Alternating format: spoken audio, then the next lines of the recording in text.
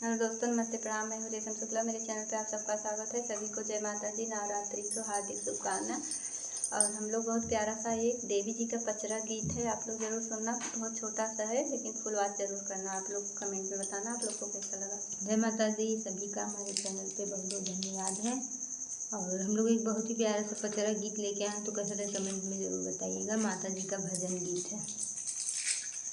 अरे चलत डगरिया, चलत डगरिया, पीरा जाला पाँव रे, दुनिया से दूर बा मैया के गाँव रे, दुनिया से दूर बा मैया के गाँव रे। चल चल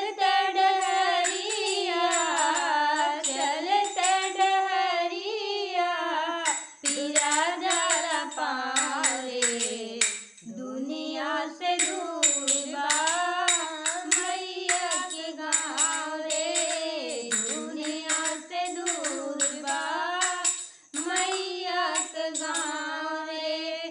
जाए के अकेले आइबा जाए ना सहेली, जाए के अकेले बा संग ना सहेली।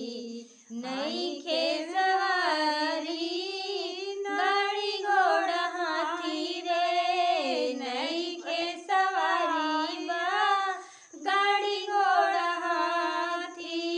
बीच दरिया बीच में ननावा, बीच दरिया में ब्याह में ननावा।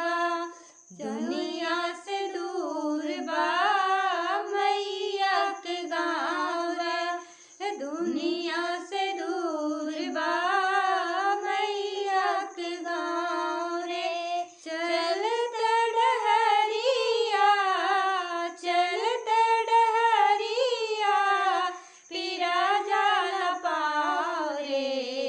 दुनिया से दूर बा मैया के गाँव रे, दुनिया से दूर बा मैया के गाँव रे।